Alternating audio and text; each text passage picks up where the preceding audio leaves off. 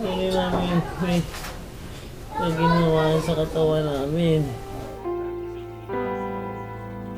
Kakayanin ko kahit hindi ko kaya. Sabi ko, binigay sa atin ito. Sabi ko sa kanya, nilalaban ko pa rin siya. Sabi ko, kahit saan ako mamalimos, okay lang. Sabi ko, igagapang kita para sa dialysis mo.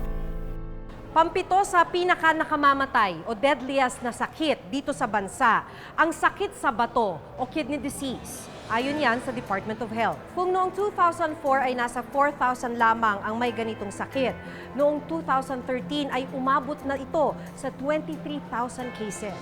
Sa kabila ng paparaming kaso, ang kidney disease pa rin ang isa sa mga uri ng sakit na may mahal na gamutan. Kahit may PhilHealth card ang mga nakilala naming sina Jeff at Joel na may chronic kidney disease, ay hindi pa rin ito sapat para matustusan ang kanilang pangangailangan. Lunes ng gabi, naabutan namin ang 37 taong gulang na si Jeff Ortiguera na mimilipit sa sakit. 10 taon na siyang pinahihirapan ng chronic kidney disease. Sorry namin may ginawa sa katawan namin. Dahil hindi na nagagawa ng kidney o bato ni Jeff ang masala ang dumi sa kanyang katawan, kailangan ng dialysis solution para ito ang maglabas at maglinis ng toxins o dumi sa kanyang katawan. Kapag hindi sumailalim sa dialysis, unti-unting kakalat ang toxin na maaaring ikalason ng pasyente. At dahil 3 araw nang hindi nagdadialysis si Jeff, nahihirapan na siyang humiga at ramdam ang kirot at sakit. Napakahirap. Hindi ka nakapag-dialysis ng tama.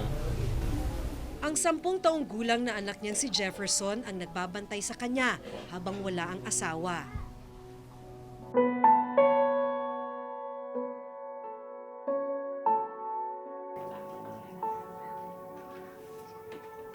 Kinabukasan, binalikan namin ang tahanan ng mag-asawang Ortiguera.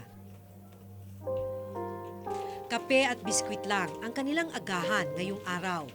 Maaga pa lang, masama na ang pakiramdam ni Jeff. Ilang oras na rin kasi buhat ng magamit ni Jeff ang pangalawang bag ng solution na uwi ng kanyang asawa kagabi. At wala pa ito kasunod.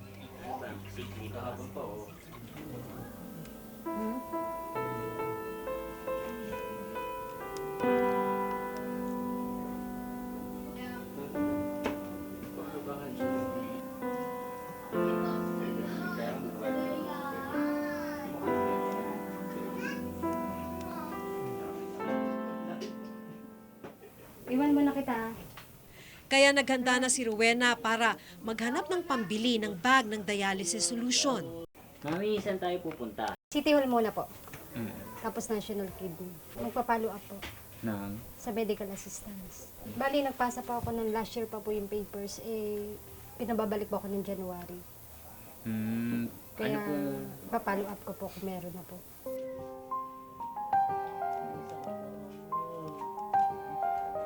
Araw-araw simula noong magkasakit si Jeff, suntok sa buwan ang paghahanap ng tulong. Sumama kami sa follow-up ni Rowena sa Quezon City Hall.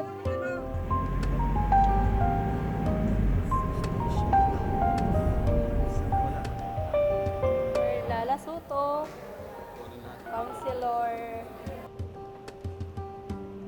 Ilang minuto lang ang lumipas, lumabas na ulit si Rowena. Wala pa po daw kasi silang kasi bago pa lang daw yung yung January, kaya inaayos pa. So wala tayo nakuha. Wala po. Sila muna daw hindi ko maalam. Si Candy sa sila Ate Christy. Ang natitira niyang 200 piso, kasya lang para sa isang bag ng gamot.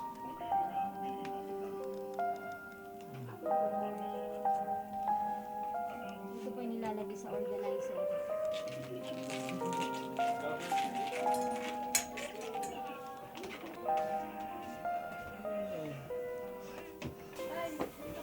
Hello po. Hello po. Magandang hapon. Magandang hapon po.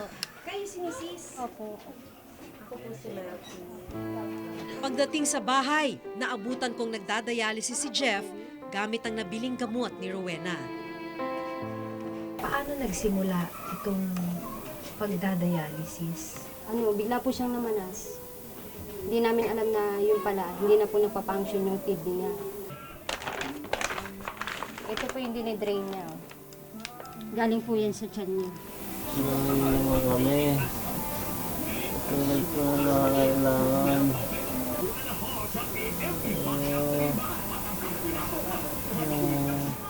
Siyempre nagpakita kayo sa doktor mo. Sa probinsya po ng Bataan po yun, taga Bataan po asawa ko eh. Pagkatapos nun, nag-decide po yung hipag ko na ilipat po ng ospital na National Kidney kasi wala pong ginagawa sa ospital ng probinsya. Kaya yun, nagsuggest ang doktor kung magpapadialysis siya, kung hemo sa dugo po yun dito sa leeg, pansamantala, o peritoneal. Peritoneal dialysis ang tawag sa proseso ng dialysis treatment na ginagawa kay Jeff. Kaiba sa hemodialysis na ginagamitan ng makina, ang peritoneal dialysis ay pwedeng gawin sa bahay. 200 piso ang halaga ng bawat isang bag ng solusyon. Ibig sabihin, kailangan ni Rowena ng 800 pesos araw-araw para sa dialysis ni Jeff. Hindi pa kasama ang maintenance medicine at kanilang pagkain. Kanino kayo lumalapit? Sa congressman namin, tapos sa mga senate, tapos sa DSWD Batasan, nakakahingi po kami ng tulong. Yung mga hinihingi namin tulong, pandialysis po yung kinuha namin ganyan po solution, ma'am. Pati sa PCSO. Araw-araw yun? Opo. Kasya ba? Minsan, may time na pag ang dialysis mo 4 times, may time na 5 times, 6 times, ma'am, hindi po talaga nagkakasya. Buhat ng magkasakit si Jeff, natigil na siya sa pagtatrabaho bilang isang cook sa isang restaurant sa Bataan. Para maalagaan ang asawa, huminto na rin sa kanyang trabaho bilang factory worker si Rowena. Lumuwas sila ng Maynila para sa gamutan ni Jeff sa National Kidney and Transplant Institute o NKTI. At dahil walang makuhanan ng pinansyal na suporta, umaasa na lamang sila sa tulong ng kanilang mga kaibigan at kamag-anak para sa kanilang pang-araw-araw na gastusin. Paano nyo kinayod yung pagpapadialysis niya? Dati na may tumutulong. Siyempre po, nagsawa. Ako, hindi ko rin naman po siya maiwan. Asawa ko, sabi ko sa sigda, asawa ko, sabi ko kakayanin ko kahit hindi ko kaya. Sabi ko, binigay sa atin ito. Sabi ko sa kanya, nilalaban ko pa rin siya. Sabi ko, kahit saan ako mamalimos, okay lang. Sabi ko, igagapang kita para sa dialysis mo. Kasi naawa din po ako eh. Kasi lagi niya sinasabi, kundi dahil sa'yo, tatagal ba ako ng 10 years sa nagdadialysis. Hindi ko na rin po kaya mga anak ko. Siyempre, nag-aaral po sila lahat. Kaya yun na lang po ang desisyon ko. Iniwalay-iwalay ko po mga anak ko.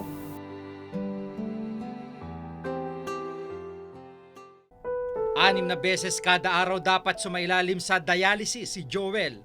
Pero nagtsatsaga na lamang siya sa paisa-isa. Mahal masyado. So, ginagawan lang namin paraan. Alcohol na lang.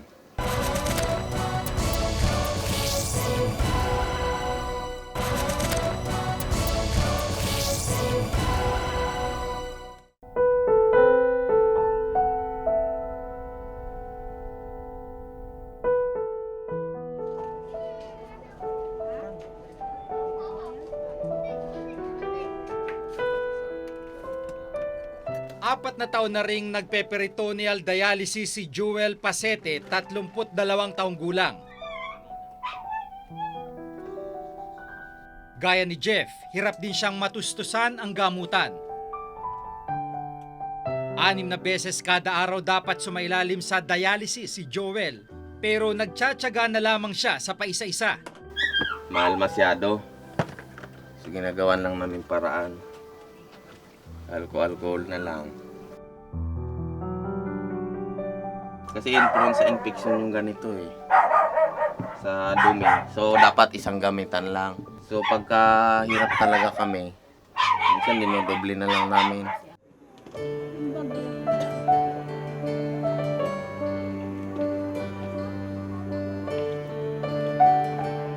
Kasamang asawang si Jerly, maaga silang umalis sa Bulacan papuntang Quezon City para magtungo sa NKTI. Susubukan ko uling pumunta ng social worker para humingi ng yung inihingi sa amin ng PCSO ng katunayan na nagda-dialysis nga ako. Sa referral letter, nakalagay kung anong kailangang tulong ng pasyente. Sa NKTI rin nagpapagamot si Joel. Pagdating sa NKTI, nadat na namin na mahigit 200 pasyenteng naghihintay na makakuha ng referral letter mula sa ospital.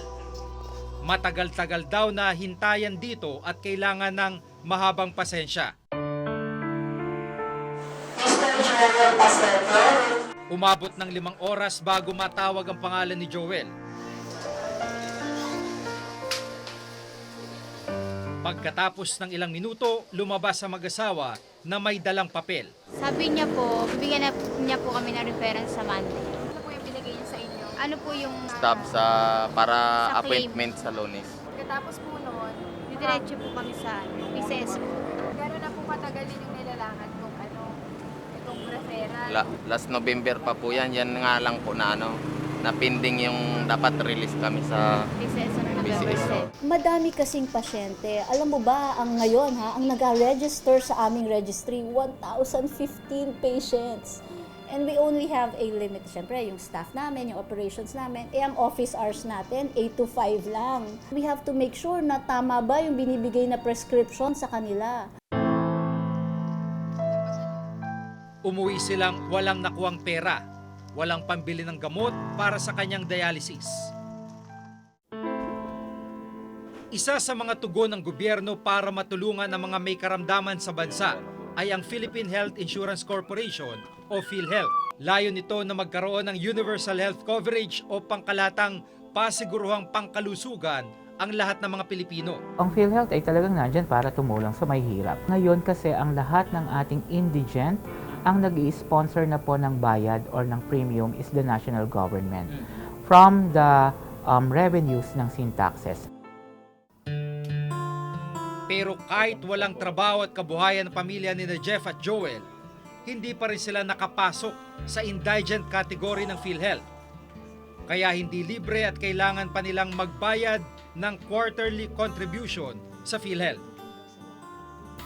Nagsariling hulog na lang po kami. Kaya hindi po kami naano sa indigent ulit. Dati indigent. Opo, dati. Sa probinsya po namin in-apply yun. Hindi na po sila nag-renew. Kaya sabi sa amin ng social worker ng National Kidney, kailangan magbayad ka na ng sariling mong hulog. May tuturing na indigent ang sinuman kung ang kabuuang kita ng kanilang pamilya ay mas mababa sa 30,000 piso kada taon. Sa kaso ni na Jeff at Joel, pareho silang walang source of income kaya nakapagtataka na hindi sila itinuring na indigent. Ayon sa PhilHealth, para sa mga peritoneal dialysis patients tulad ni Jeff at Joel, ang nakalaan ay 180,000 pesos kada taon. Katumbas ito ng 45 sessions ng dialysis. Ang problema, hindi naman ito sapat dahil sa loob ng isang taon, kailangan ni Jeff ng 290,000 pesos. Samantalang si Joel, nasa 400,000 pesos ang halaga ng gamot. Kaya ang daing nila, paano nila matutustusan ang gamutan? Ang problema, pahirapan naman bago makuha ang benepisyong ito base na rin sa karanasan ng mga natulungan ng non-government organization na Peritoneal Dialysis Society of the Philippines. Hindi kasi kagaya ng mga hemodialysis patient na sa ospital na manggagaling ang gamot at makina. Ang mga peritoneal dialysis patient kailangan munang maglabas ng pera o mag-abono bago sila maka-reimburse sa PhilHealth. Kaming mga peritoneal dati ay hindi po kami nakakapag-avail ng ganong sistema kung hindi kami bumili ng aming requirements. Kailangan naming bumili at i-reimburse namin sa PhilHealth. Kaya madami pong mga pasyente na kawawa po. Sa peritoneal daw po, kailangan muna nilang bumili, tapos saka i-reimburse. Actually, dun sa pinalabas nating bago ngayon, yung ating Z-Benefit Peritoneal, wala naman silang babayadan kasi they will have to go to the contracted hospital para kuhanin yung mga solution na gagamitin nila. Every 2 weeks yon, pati follow-up kasama na. At kami ang nagbabayad sa ospital. Yung dialysis solution sila, di ba silang nag-dialyze? So every 2 weeks, bibigyan sila ng supply. Wala actually silang binibili. Muli naming sinamahan si Rowena papunta sa isang kaibigan na magbibigay ng 2 bag ng solusyon para sa kanyang asawa. Pero pagkaubos nito, babalik na ulit siya sa paghanap ng gamot. Samantalang sina Joel, wala pa ring katiyakan kung mabibigyan sila ng tulong sa PCSO.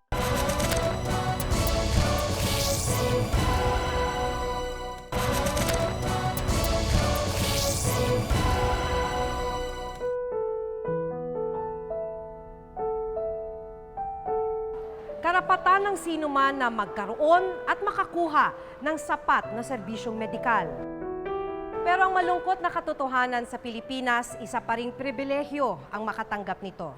Kapag mahirap ka, wala pa ring kasiguruhan na magagamot ka. Ang masaklap ang ibinibigay na lunas ng pamahalaan gaya ng PhilHealth. Kung di man pahirapan makakuha ng benepisyo, ay hindi naman sapat para matugunan ang gamutan. Hanggang sa susunod na Huwebes ng mas pinalawak na pagbabantay sa mga isyu ng pamahalaan at lipunan. Ako po si Maki Pulido. Ako si Jiggy Manikad at ito nakatala sa aming Reporter's Notebook.